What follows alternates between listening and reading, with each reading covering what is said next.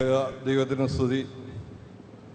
അഭിനന്ദരായ പിതാക്കന്മാരെ, വന്യ റമ്പാച്ചന്മാരെ, വന്യ കൗറപ്പിസ്കോപ്പ അച്ഛന്മാരെ, ശ്രേഷ്ഠരായ വൈദിക ശ്രേഷ്ഠരെ, കന്യാസ്ത്രീകളെ, സഭയെയും വാങ്ങിപ്പോയ പിതാവിനെയും സ്നേഹിക്കുന്ന സഭാമക്കളെ, ഏതാണ്ട് 40 വർഷക്കാലം മുമ്പ് നടന്ന ഒരു സംഭവം നിങ്ങൾ പലർക്കും അറിയാം എന്ന് ഞാൻ വിചാരിക്കുകയാണ്. അത് ഒന്നുകൂടെ ഓർമ്മിപ്പിക്കുന്നു എന്ന് മാത്രമാണ്. അടയാർ ഹോസ്പിറ്റലിൽ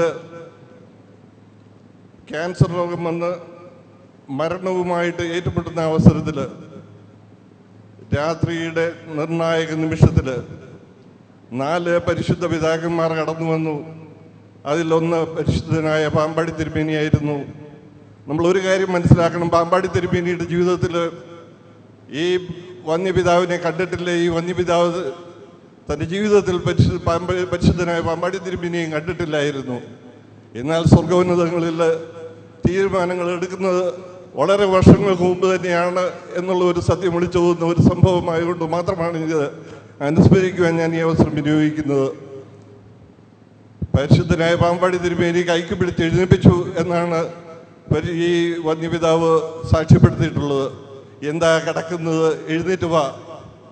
ഈ സഭയിലെ കോട്ടയം ഭദ്രാസനത്തിൽ പാമ്പാടി തിരുമേനിക്ക് പിൻഗാമിയായി ഈ സഭയെ നയിക്കുവാൻ, ഈ സഭയിലെ ഭദ്രാസനത്തെ നയിക്കുവാൻ ഈ തിരുമേനിയെ സ്വർഗം തിരഞ്ഞെടുത്തിരിക്കുന്നു എന്നുള്ള ദൂതാണ് വാസ്തവത്തിൽ അന്ന് തിരുമേനിയിലേക്ക് കൈമാറിയത് എന്ന് ഞാൻ വിശ്വസിക്കുകയാണ്.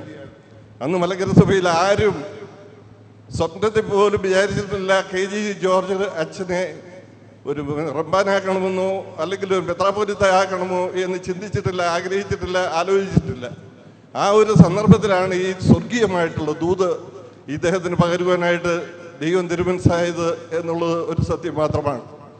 ജീവിച്ചിടത്തോളം കാലം തന്നെ പരിശുദ്ധനായ പാമ്പാടി തിരുമേനിയോട് അക്ഷരാർത്ഥത്തിൽ പിൻഗാമിയാകുവാനായിട്ടുള്ള ഭാഗ്യം ഈ പരിശുദ്ധ പിതാവിന് ലഭിച്ചു. അതിൽ ഞങ്ങളെല്ലാവരും വളരെ ആത്മാർത്ഥമായിട്ട് സന്തോഷിക്കുകയും ദൈവത്തെ സ്തുതിക്കുകയുമാണ്. ഇന്നും സംഭവിച്ചിരിക്കുന്നത് തന്നെയാണ് എന്ന് ഞാൻ വിശ്വസിക്കുകയാണ്.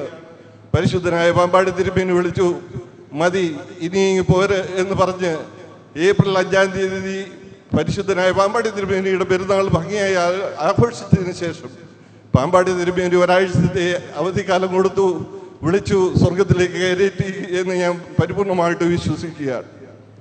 ഇത്രയും പറഞ്ഞത്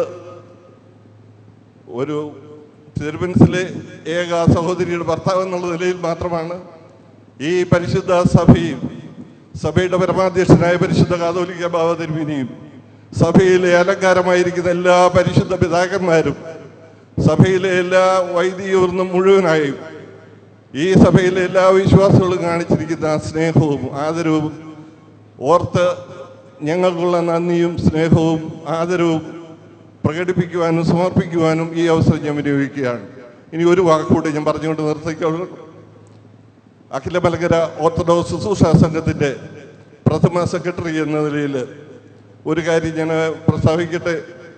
ഈ തിരുമനസ് കൊണ്ട് ഈ പ്രസ്ഥാനത്തോട് കാണിച്ചിട്ടുള്ള അകീതമായിട്ടുള്ള താല്പര്യവും ശുഷ്കാന്തിയും പ്രേരണയും പ്രോത്സാഹനവും നിസ്സീമമായിരുന്നു. ജീവിച്ചിരുന്ന കാലത്ത് ഈ പ്രസ്ഥാനത്തിന് വേണ്ടി വളരെയധികം നല്ല നല്ല നിർദ്ദേശങ്ങൾ നൽകി നല്ല രീതിയിൽ ഓർത്തഡോക്സ് രീതിയിൽ എങ്ങനെ ശുശ്രൂഷ ചെയ്യണമെന്നുള്ളതിന് നിഷ്കർഷിക്കുകയും ചെയ്തിരുന്നു.